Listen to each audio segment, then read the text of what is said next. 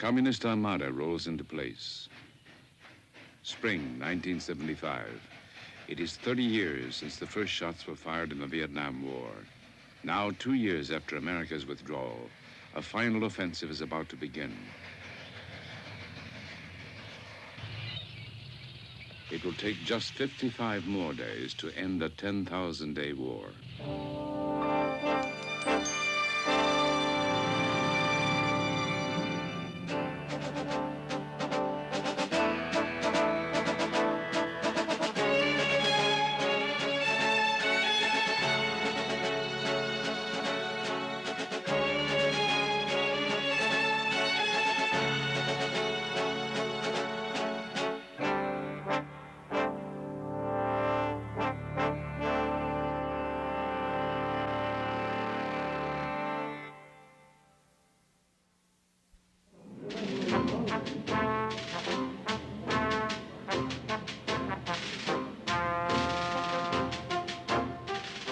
January 1973, the Paris Peace Treaty is signed. Under the treaty, only 50 U.S. military advisors remain from a one-time force of 500,000. The main compromise allows Hanoi to keep 150,000 regular troops in the South and allows President Thieu to remain in power. Although Congress forbids further U.S. military action, President Nixon gives Thieu secret assurances that America will use full force if necessary. But in August 1974, Nixon resigns.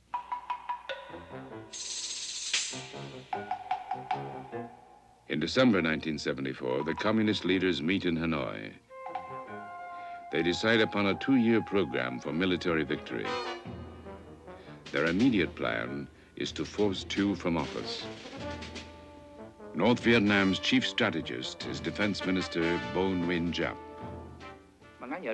Even in Saigon, people are opposing Thieu and trying to overthrow him. You can't survive if you go against the people's will. The American imperialists thought even when they withdrew their troops from Vietnam, they would still continue to transform part of Vietnam into a new colony of theirs. Even now, if they deploy their Air Force and Navy, they will fail again. The Vietnamese people do not fear such things. It is obvious that our people, in particular our countrymen and soldiers fighting in the South, have beaten the American imperialists. Thieu is still totally dependent on American aid to maintain his army. But Congress wants to end U.S. support. As American aid declines, so does South Vietnamese morale. Since 1973, from the time we signed the peace agreement until 1975, our war potential has been reduced to 60% because of the cut of the economic and the military aid from the United States. And that, I say that the Vietnamization has not been honestly done as promised by the United States. This is the main reason of the collapse of South Vietnam. In Saigon, there is still hope America will return. The capital is crowded with refugees.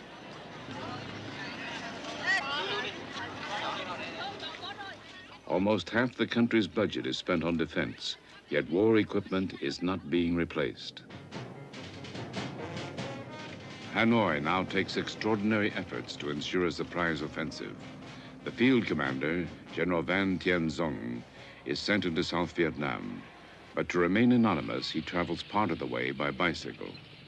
Journalist Wilfred Burchett. They went to great, considerable lengths to keep secrecy. They kept secret the fact that Van Tien Dung had even gone to the south. They kept issuing birthday messages or congratulatory messages from Hanoi, signed in his name, and his car went to the staff headquarters at the same time every morning. And so at all levels, they were very conscious of the need for secrecy, and I think very effectively kept the secret. Hanoi moves 3 armored infantry divisions around Ban Mi Tut in the Western Highlands. Though Ban Mi Tut is a strategic center, only 4,000 South Vietnamese troops are deployed there. 2 a.m., March 10th, 1975. An artillery barrage opens the attack. Tanks spearhead the 25,000-man communist force. They encircle the city. By dawn, after 4 hours of intense artillery fire, North Vietnamese infantry penetrates the defenses.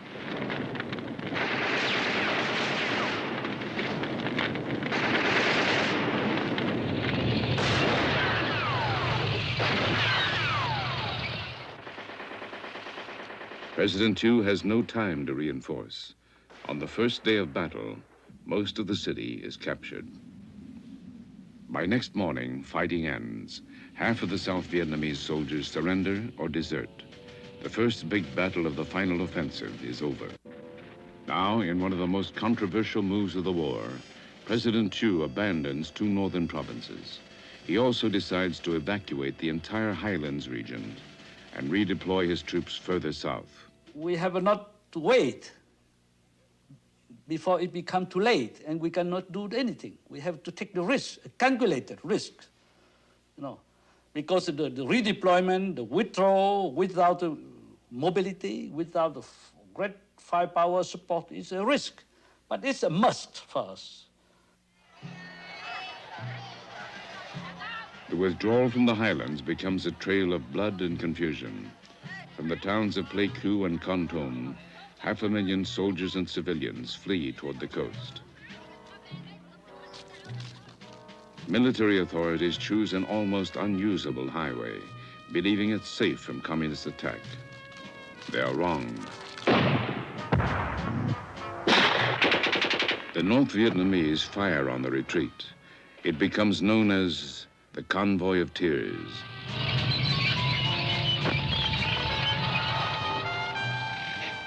Only 120,000, 1 in 4, reach the coast, where the panic renews. Survivors tell of babies and old people crushed by military vehicles, and of children dying on the road from hunger. The withdrawal was rated one of the worst planned and worst executed in military history.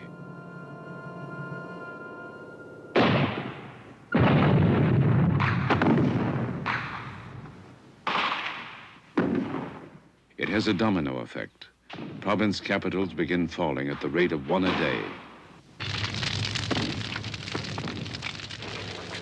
President Thieu now asks for urgent U.S. military action. Washington's response is relayed by Ambassador Bui Diem. By the time I rushed back home, half the country was lost already. And I did say frankly to all my friends that there is no more hopes from the U.S. side. It means that if the things comes to worst, the American wouldn't come back again. So we have to think in terms of realities. In Saigon, strict censorship keeps hope in the headlines. Few Saigonese know the full military disaster. Publicly, Thieu says his troops are holding. Hanoi, March 18th. North Vietnam's leaders savor their biggest victory since defeating the French 21 years earlier. They decide on a daring new strategy to cut South Vietnam in half. The main prize will be the ancient city of Hue, Vietnam's old capital and spiritual center.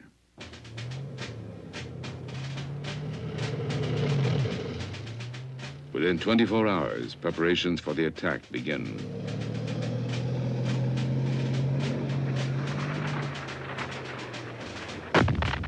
Hue's northern defenses are hit first.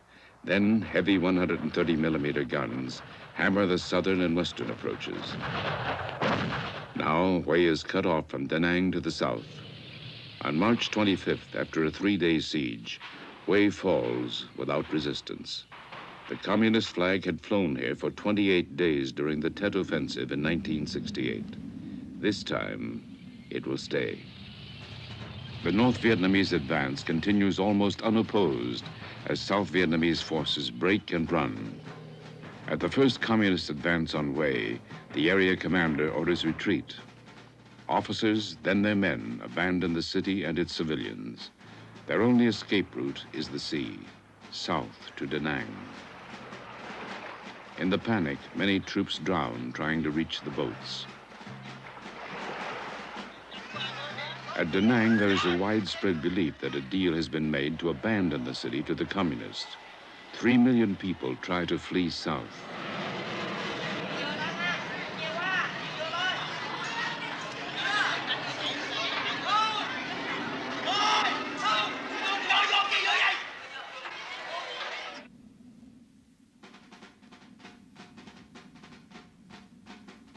As 35,000 North Vietnamese troops approach Da Nang, the South Vietnamese commander abandons his men. Other officers remove their uniforms and hide.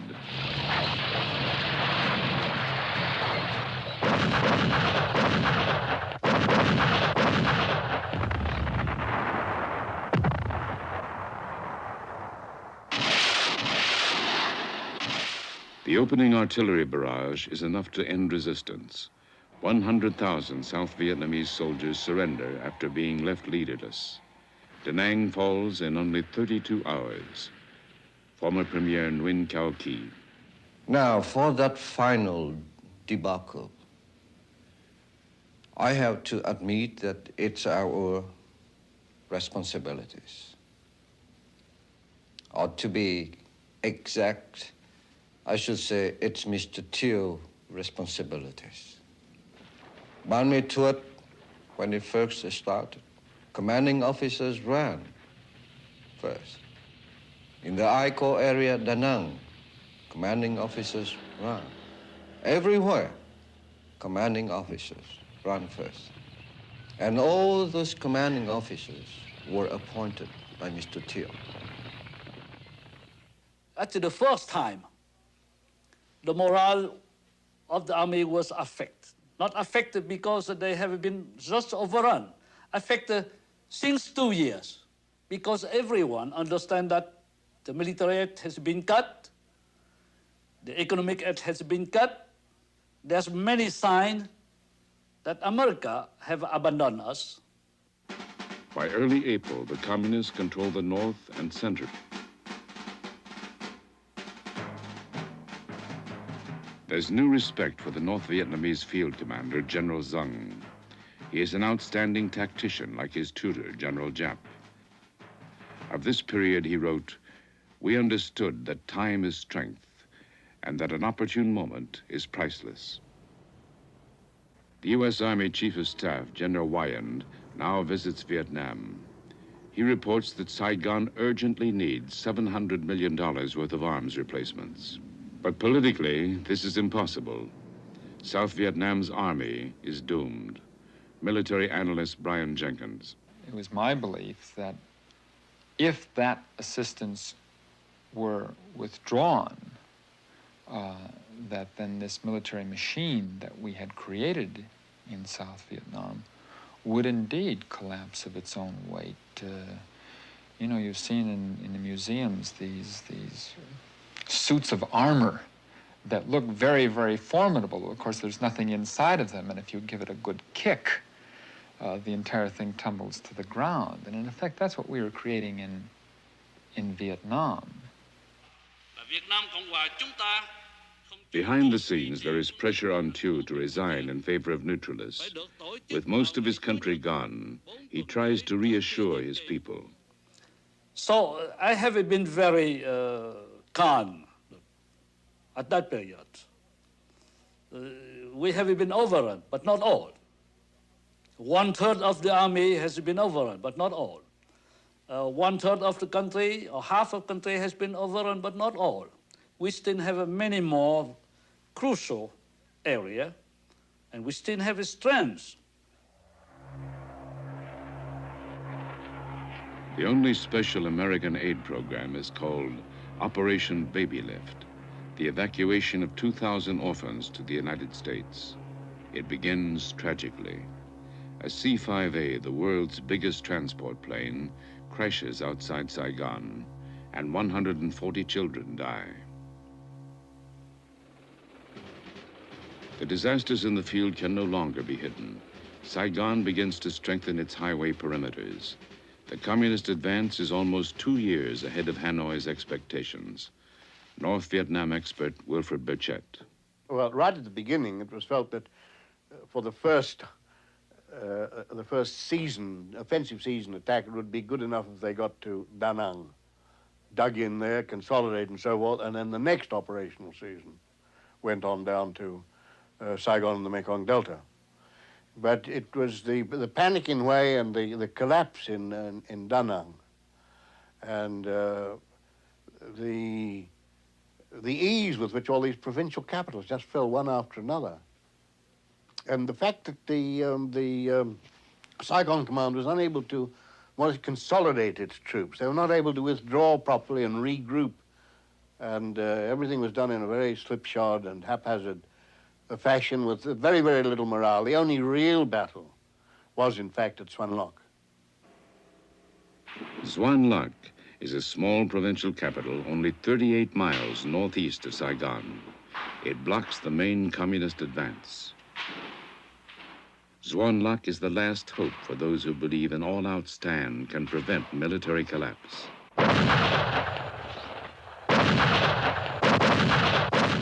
April 9th, the North Vietnamese opened fire on Xuan Loc. But this time, there is no easy victory. The communists later called the fighting fierce and cruel. 40,000 North Vietnamese troops launch an assault against the city. They are repelled. The defenders counterattack.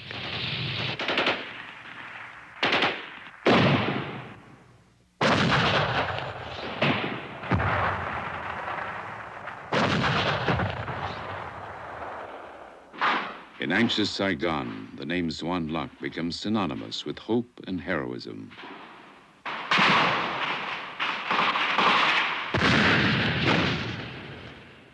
The North Vietnamese decide to bypass Xuan Loc and strike at the next city, Bien Hoa, closer to Saigon.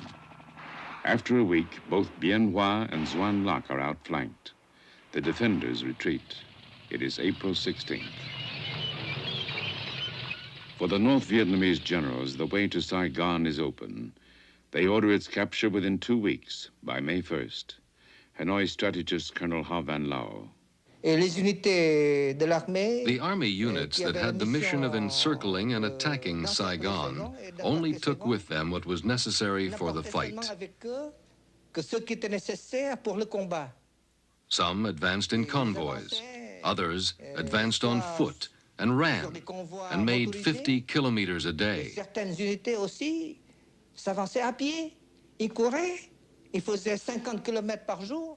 They didn't even eat because it was the goal, the taking of Saigon, that was their first preoccupation.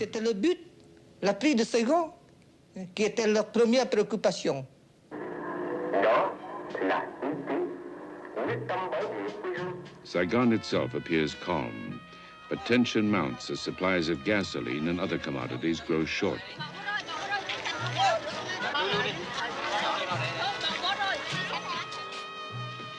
Refugees keep crowding in. Now the elite see no way out. Sincerely, I do not know what's going to happen next. So I know that I'm expecting something, but I don't know what. President Thieu is now under intense pressure to resign.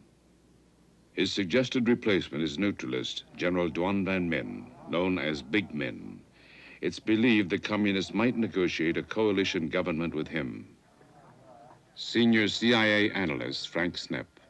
Big Minh was a self-proclaimed neutralist. He'd called himself a member of the Third Force. He had a brother or a cousin, there was some debate over this, who was a high-ranking North Vietnamese political officer, a general. So Big Minh was the last American hope. Thieu had to be got out of the way. On April 20th, U.S. Ambassador Graham Martin visits Thieu. I simply went to President Thieu and laid out on the table as clearly as I could marshal the facts as they seemed to me to be relevant to the situation. The military situation, what the other side had, what we had, the political situation, the attitude in his own administration among his own generals, and expressed the conviction that while I did not believe myself that there was any possibility of such a transition, it was clear that some of his own generals wished to attempt it, but would not do so with him in position. The next day, April 21st, Thieu resigns the presidency. As a caretaker government takes over, Thieu is hurried into exile. And it so happened that it was my job to get Thieu to the airport shortly after his resignation. And what a night it was. It was a starlit night. There were tracers out along the perimeters of Tan Son Nhut Air Base. Several colleagues and myself from the CIA, as well as the CIA station chief, collected limousines. I was armed to the teeth because I had visions of what had happened to Ziem in 1963, ordered out of the car, cut down by young Turks. It was rather amusing to think back on it because we certainly couldn't have defended ourselves with the AK-47 under my seat, the snub-nosed .38 strapped on my hip. It was a great adventure. And I looked in the rear view mirror at Thieu's eyes, and they were glistening with tears at that point as we passed through the airbase on the way to the airplane that was to whisk him out of the country. Thieu leaned over the seat, and he said, "Thank you for all you've done." And it came to me, thank you for what? For the 50,000 American lives that have been given here in Vietnam. And I thought about saying that, but being the the loyal bureaucrat I was, I kept my mouth shut, shook his hands. The man was crying. I guess he didn't need that final humiliation. He ran up to the airplane. There were cameras banging on various lapels. The suitcases were whisked aboard. And there was Ambassador Martin, immaculately tailored. He was wearing his horn rim glasses, I believe, looking very much like a professor, nothing like an ambassador bidding farewell to the last vestige of the American experiment in Vietnam.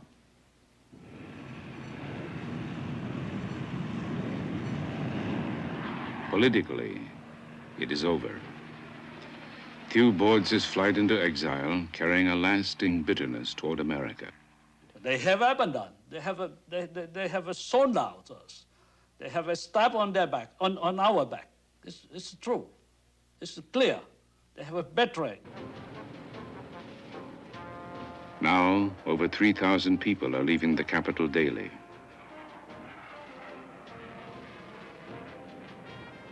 Embassies begin to empty. American personnel are preparing final evacuation plans. The rich and influential South Vietnamese have already gone. April 23rd, 1975. Communist forces less than 30 miles from Saigon begin an advance on all sides. Hanoi had calculated on a final offensive lasting perhaps 2 years, but only 7 weeks have passed since the offensive began. The battle plan sends 100,000 troops hurtling at Saigon from 5 directions. Their orders are to penetrate and occupy Saigon within a week.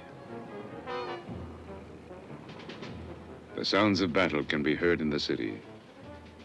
Hundreds of thousands seek escape. Many fear they will be executed by the victorious communists. Their only hope is the American embassy and an airlift to the United States.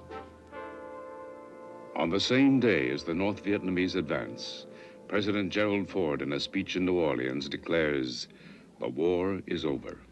Today, America can regain the sense of pride that existed before Vietnam. But it cannot be achieved by refighting a war that is finished as far as America is concerned.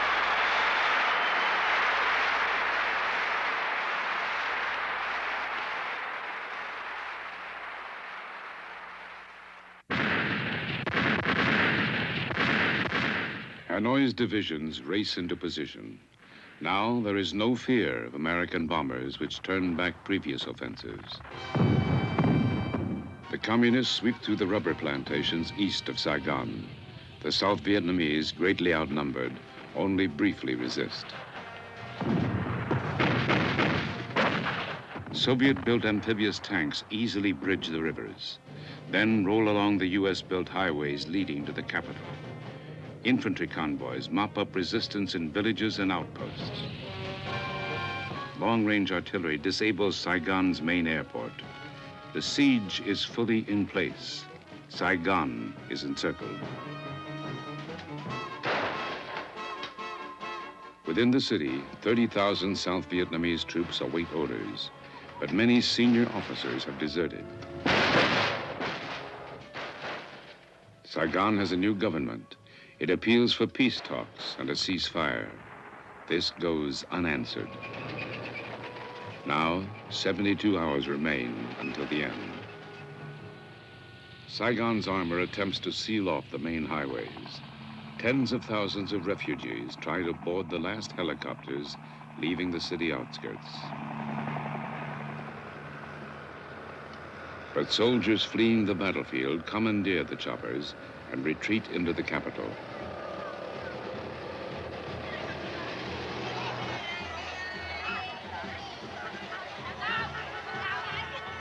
The refugee flood is greatest on the main artery from the east, a four-lane highway once the pride of American engineers. Civilians and retreating soldiers sweep aside checkpoints in their haste to escape the onrush of battle.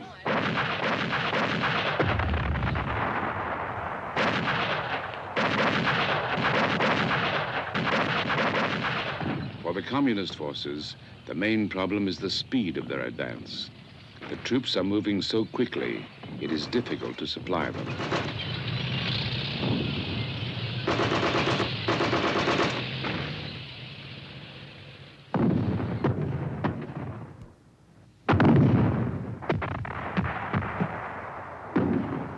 Southern guerrillas act as guides, providing maps and pointing out weaknesses in government defenses.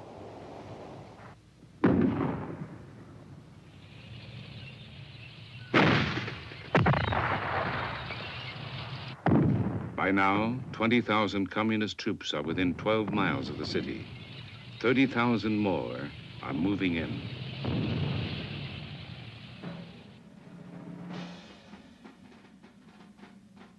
In his dispatches, the communist field commander, General Zeng, likens his forces to a divine hammer held aloft. Saigon's army, he wrote, trembled in fright, watching the hammer descend.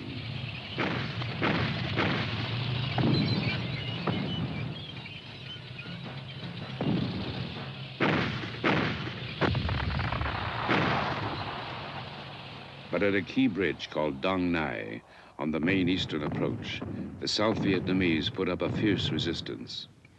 The bridge changes hands several times before the communists secure it. A major route into Saigon is now open to the attacking force.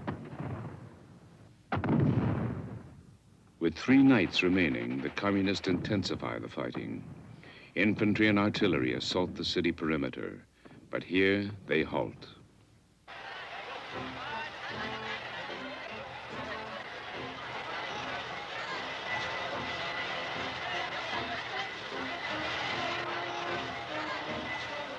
In captured areas, communist cameramen record the population tearing down symbols of their former government and celebrating in the streets.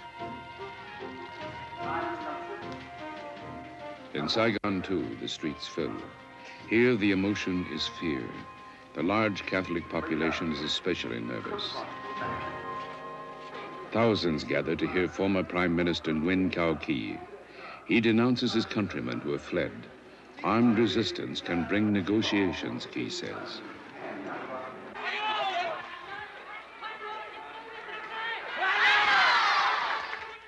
The best way is to hold the line in the military. Because if the collapse continue, disintegration continue, and then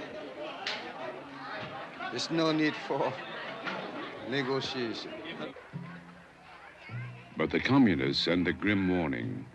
5 rockets drop into a crowded Saigon slum, leaving 5,000 homeless. Now, fears of a bloodbath increase.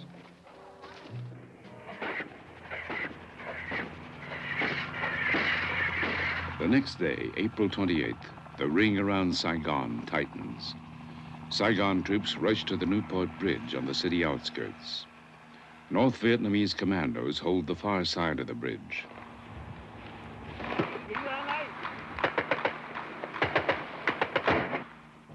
The bridge attack increases fears of a military showdown in the city itself. The communists broadcast demands for total surrender within 24 hours.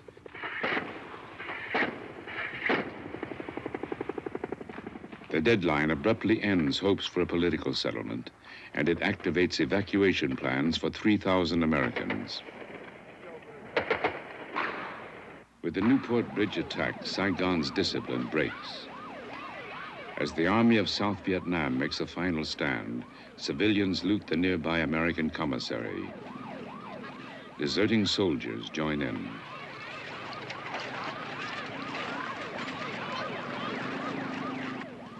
Looting spreads throughout the city. It is the last of the old life, the last hours and the death of a nation.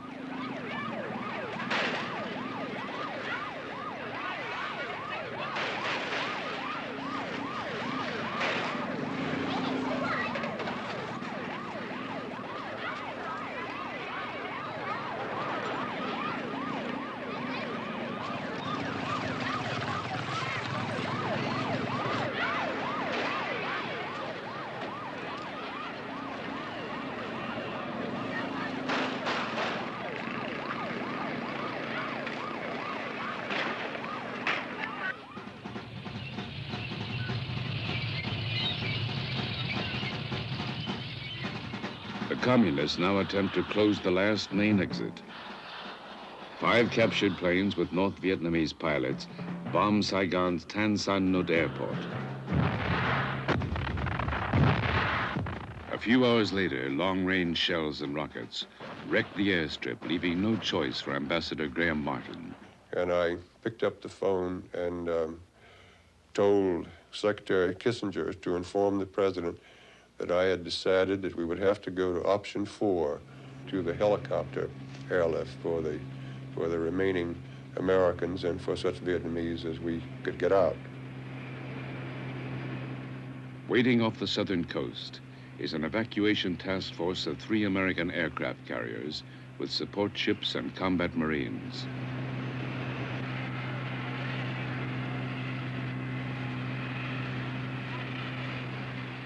Noon, April 29th. The final exodus is about to begin. The ballad, "I'm Dreaming of a White Christmas," is the code signal for the final American departure. As it plays over the American service radio, officials, businessmen, and journalists gather at the embassy. Some Americans have spent a decade in Vietnam. They have only hours to leave. Thousands of Vietnamese tried to join the evacuation. They threatened to overwhelm embassy guards.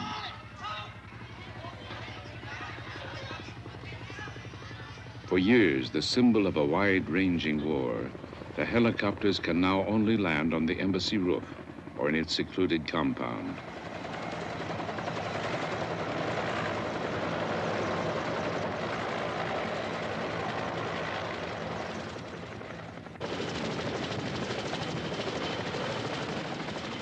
Hundreds of Americans and Vietnamese officials wait in priority groups. The Marines briefly return to Vietnam to keep order.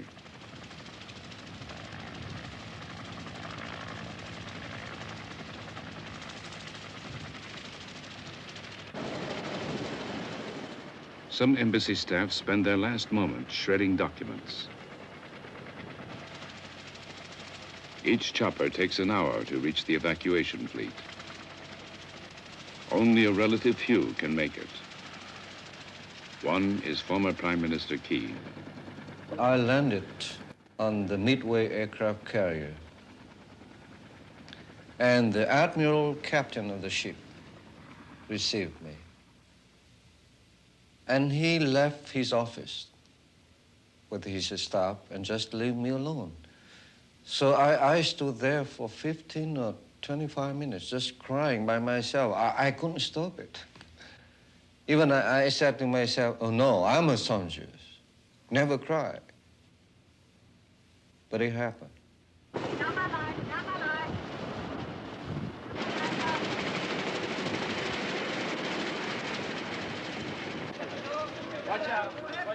By now, hundreds of Vietnamese civilians are attempting to crash the embassy gates.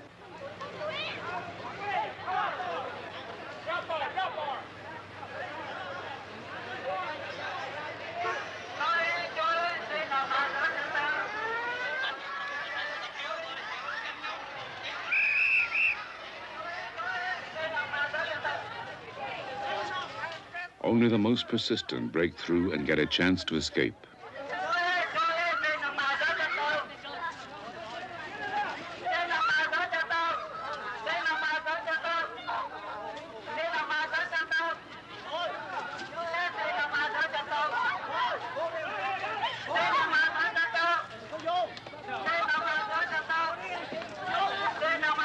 In previous weeks, 100,000 South Vietnamese have bought their way out.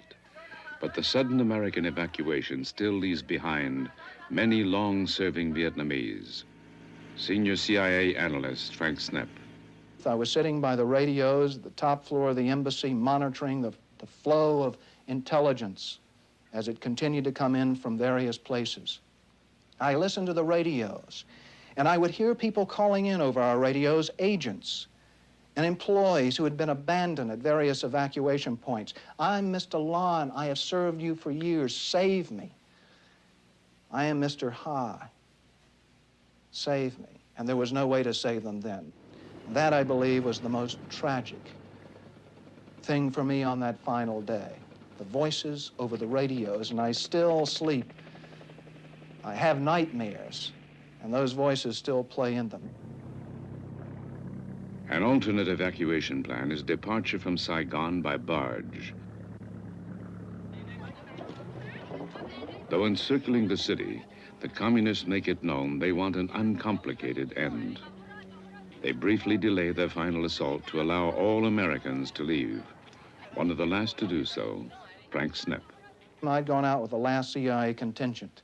I got on the helicopter, stumbled up the roof up to the rooftop evacuation pad, got into the helicopter, and pulled in several of the Vietnamese agents we'd managed to get inside the embassy walls. And the helicopter began lifting up off the top of the roof of the embassy, and the tail gunner was crouched over his weapon. The back of the helicopter was open, and suddenly green lights, radar lights, began blinking inside the cabin. And the helicopter arched up over the city. And for a moment, I could see framed in one of the windows Mimi's Bar, one of the most famous bars in Saigon, where many an American GI had lost his shirt as well as his innocence. And I remember as we touched down on that deck, people all around me were crying. One Vietnamese woman we brought out was holding her child in her arms. We managed to get her and her child over the wall of the embassy, but we'd failed to get her husband. Her life would be forever altered, and we had abandoned so many we should have rescued and gotten out on the final day. On the last day, the helicopters ferry 7,000 to the evacuation fleet.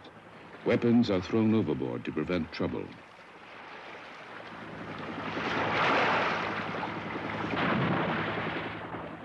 Dozens of helicopters flown by South Vietnamese pilots arrive uninvited. The $250,000 machines are ditched to make room for those still arriving.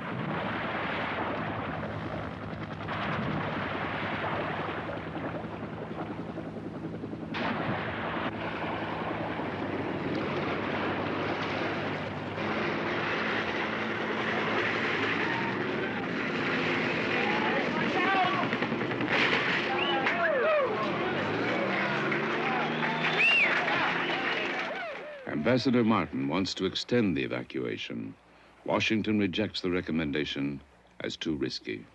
I then drove to my house to pick up my wife. I think the Marine Guard log showed that I was there for 11 minutes. She packed one bag and walked out. She had left everything that we had because, again, to provide this aura of stability, we had not packed anything because the minute that we had picked up one thing to send out, it would have been known all over Saigon. So she paid the sort of a higher penalty than I did in the sense of losing some of the treasured possessions of a lifetime. Martin is among the very last to leave. At 4:30 a.m. Saigon time, the senior American official in Vietnam gets a final order. This young helicopter pilot came into my office with this scroll on the back of a pad that I never forget it. I mean, the name of the helicopter was the Lazy Ace, I think. And the President of the United States directs that Ambassador Martin come out on this helicopter. Well, what do you do then? I mean, do you try to emulate Admiral Nelson and put your blind eye out of the telescope, you know? I mean, you didn't hear or you didn't get it. And then for 45 years, I had been a disciplined officer of the United States government, and that I would not sort of spoil it in the end by any act of disobedience. And so I got on the chopper and came out.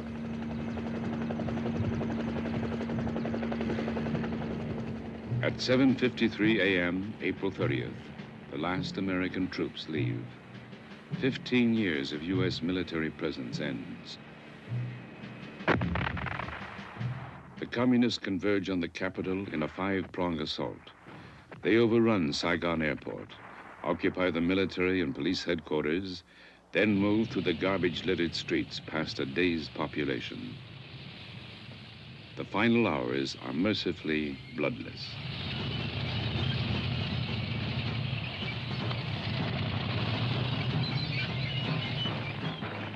A symbolic target is the presidential palace. A single tank provides the battle finale, storming through the iron gates. It is 11 a.m. A lone soldier runs forward to raise the communist flag.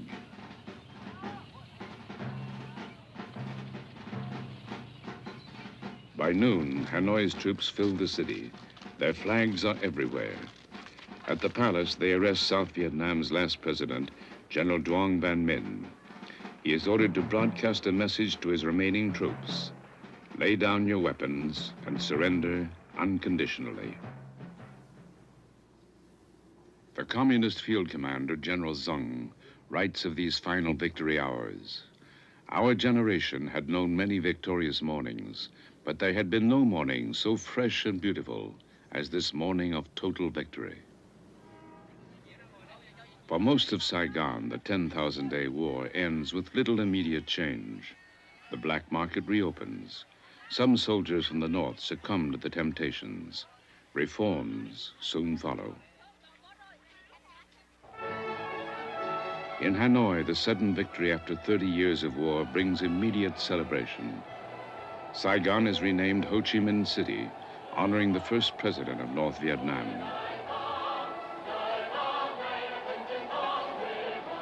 Prime Minister Pham Van Dong.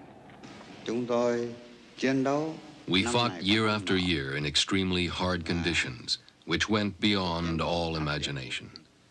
Here I would like to repeat President Ho Chi Minh's words, which we consider as a motto, a banner. Nothing is more precious than independence and freedom.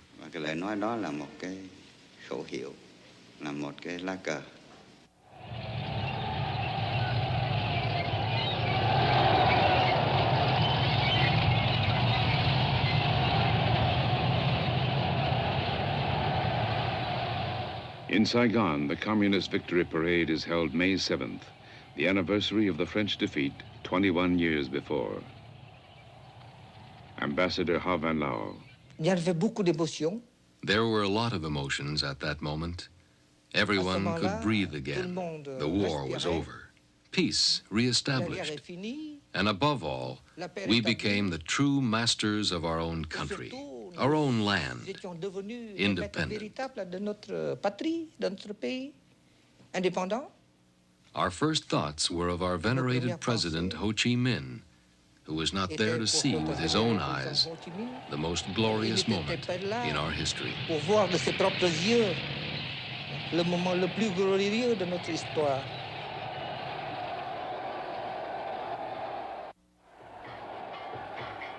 Change comes slowly to Saigon. The communist victors initially treat the people with discretion. But the old regime is purged. 200,000 officials and military officers are sent to re-education camps. An estimated 1.5 million city dwellers are forcibly moved to the countryside. Within 2 years, the two halves of the country are officially unified as the Socialist Republic of Vietnam. The Vietnamese People's Liberation Army began as a ragtag assortment of volunteers. The Soviet-equipped North Vietnamese Army, which parades through Saigon, is the 5th largest in the world. This impoverished agrarian nation built up a military force exceeded only by the great powers. This force has brought America its longest and costliest struggle. As it ends, the majority of Americans express only relief that it is finally over. More than 100 countries give diplomatic recognition to Vietnam. President Carter is initially sympathetic to establishing ties. A U.S. delegation visits Hanoi in 1977 to pave the way, but nothing comes of it. The U.S. considers Vietnam too much under Soviet influence.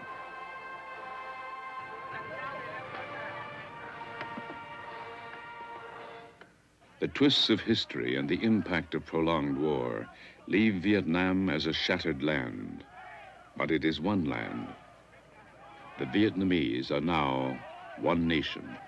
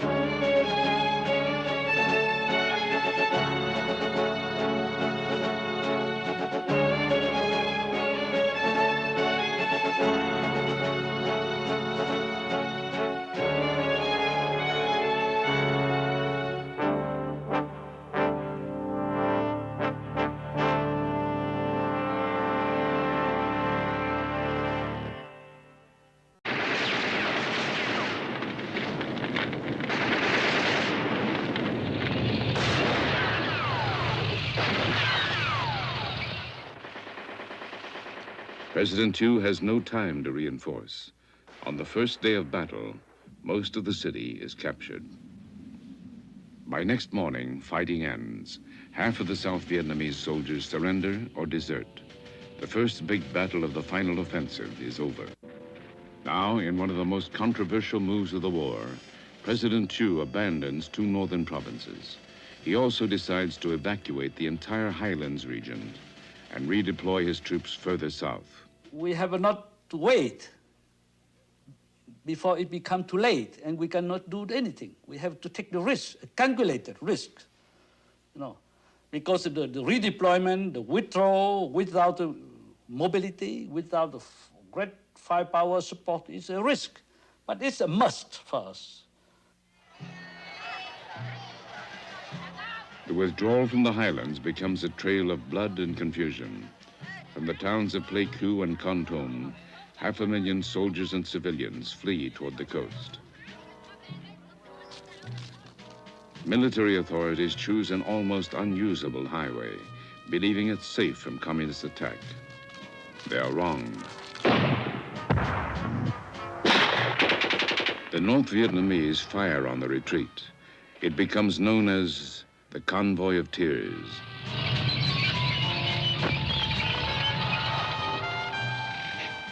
Only 120,000, 1 in 4, reach the coast, where the panic renews. In Saigon, there is still hope America will return. The capital is crowded with refugees.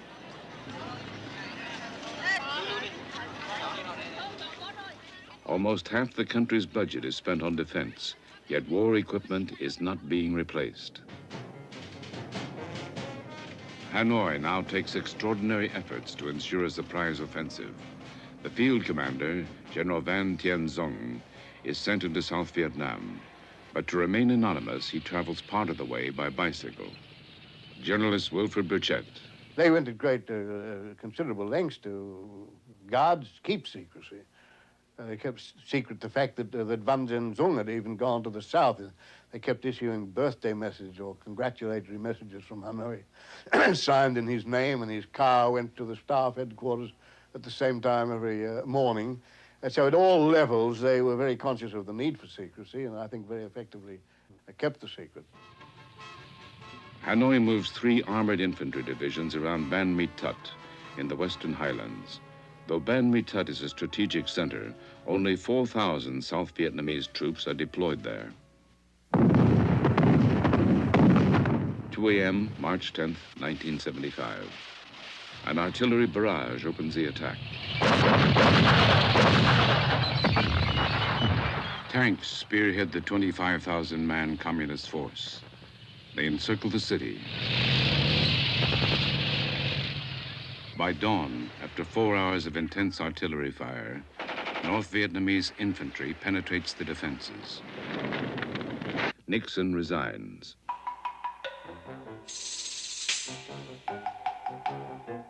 In December 1974, the communist leaders meet in Hanoi.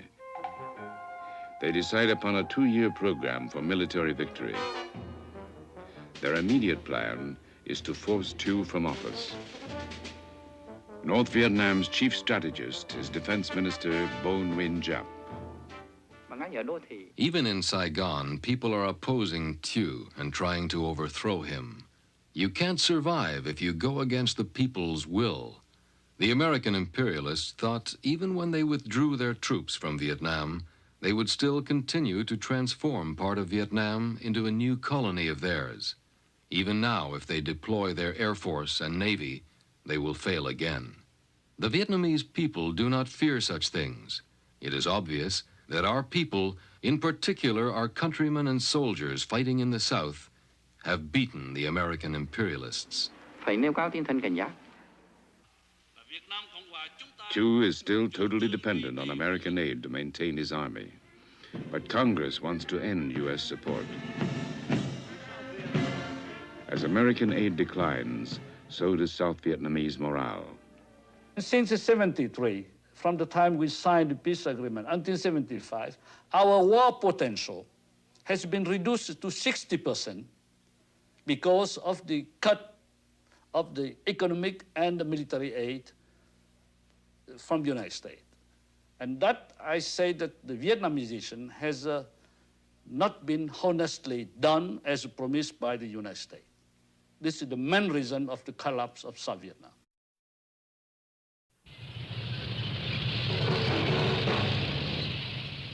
A communist armada rolls into place. Spring 1975. It is 30 years since the first shots were fired in the Vietnam War.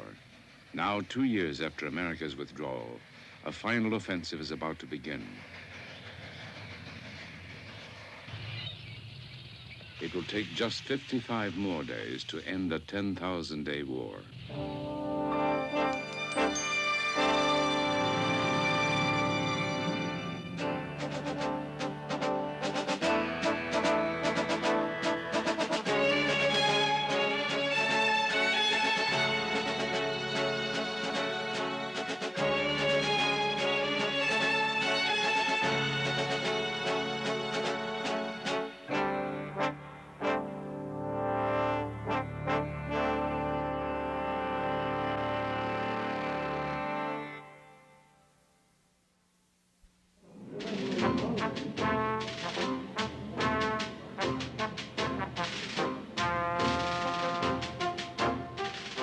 January 1973, the Paris Peace Treaty is signed.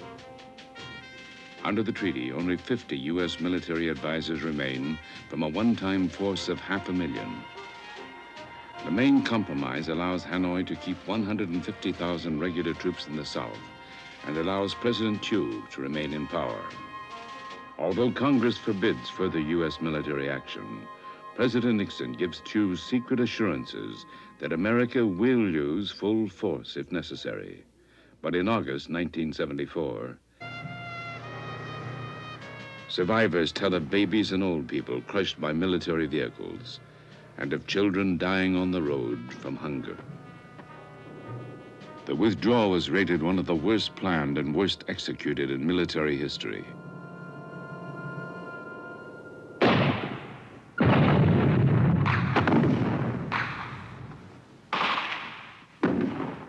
It has a domino effect. Province capitals begin falling at the rate of one a day. President Thieu now asks for urgent U.S. military action. Washington's response is relayed by Ambassador Bui Diem. By the time I rushed back home, half the country was lost already. And I did say frankly to all my friends that there is no more hopes from the U.S. side. It means that if the thing comes to worst, the American wouldn't come back again. So we have to think in terms of realities. In Saigon, strict censorship keeps hope in the headlines. Few Saigonese know the full military disaster. Publicly, Thieu says his troops are holding. Hanoi, March 18th. North Vietnam's leaders savor their biggest victory since defeating the French 21 years earlier. They decide on a daring new strategy to cut South Vietnam in half. The main prize will be the ancient city of Hue, Vietnam's old capital and spiritual center.